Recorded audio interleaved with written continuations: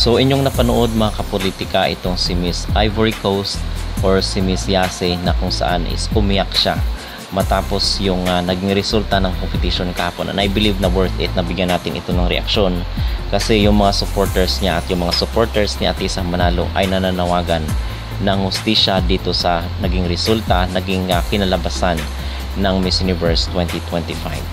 So sabi dito, Miss Universe organization must clarify this. It's not Mexico's fault, but it's crystal clear. Cote d'Ivoire and the Philippines deserve the top 2 spots.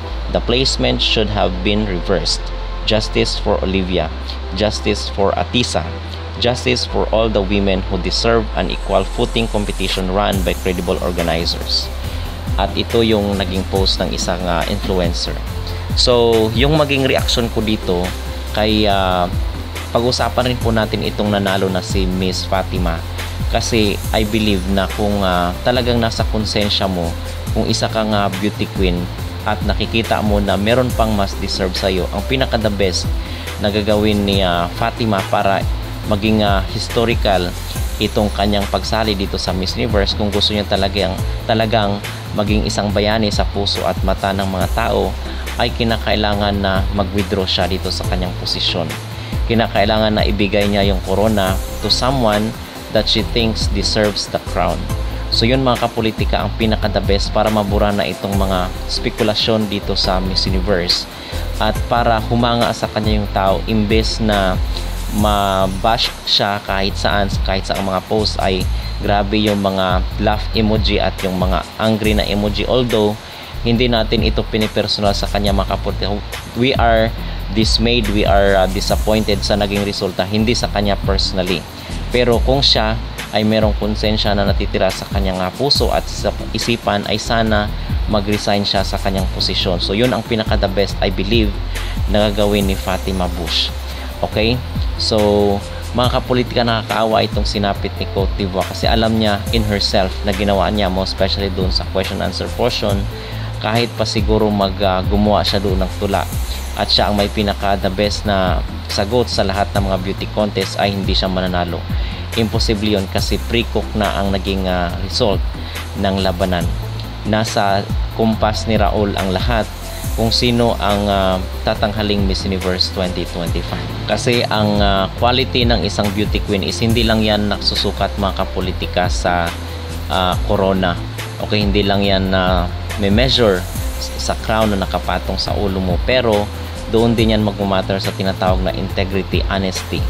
Ikaw nga yung kinoronahan pero ayaw naman sa'yo ng publiko. Siguro yung mga kababayan mo lang, pero the majority speaks at nakilala kung sino talaga ang tunay na nanalo.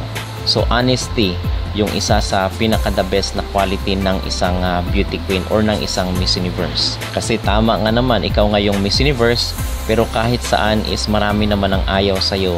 Most especially yung publiko na nakakita ang buong mundo on live sa mga videos na alam kung sino at kilala ang tunay na Miss Universe.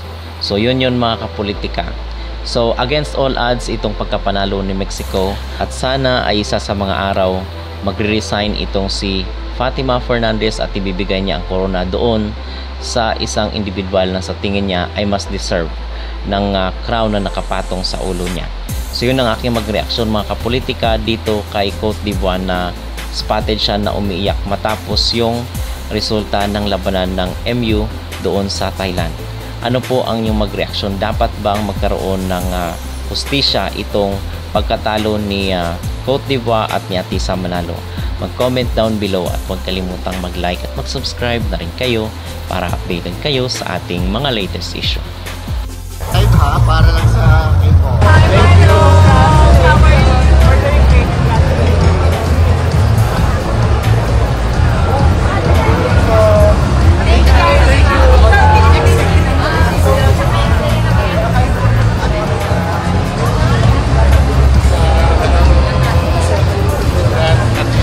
Atisha.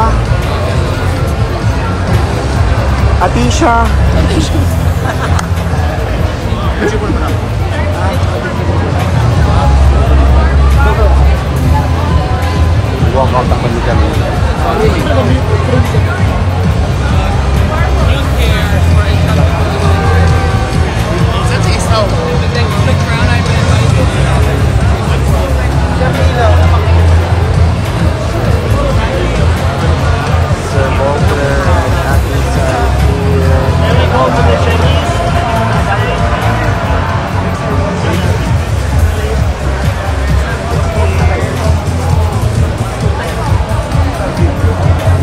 Akala ko kung ano.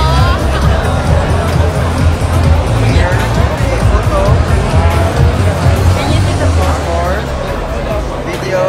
Amir.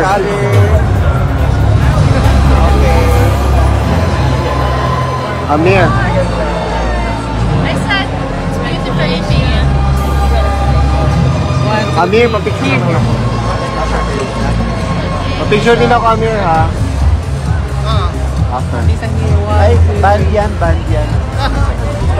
Pahawak naman ako, papicture. Amir, camera mo na lang.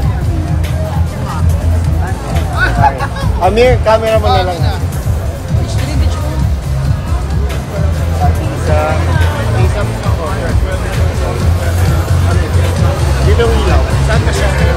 Isa ka Wala na. ko ilaw. Parang di ako pumunta. Just a picture, I think so. Sam, dikit ka na, Sam. Sam. Sam, pati Sam. Sam, one more. Bilis. Punta ka na. Matigay mo kay Bong?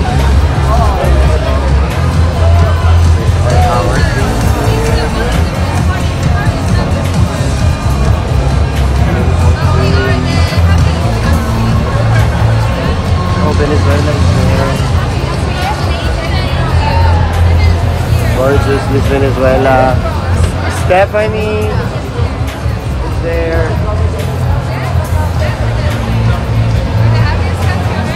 Sandy, congratulations! I think the trust we Where's have in our Ansel? government is really stable and it's really the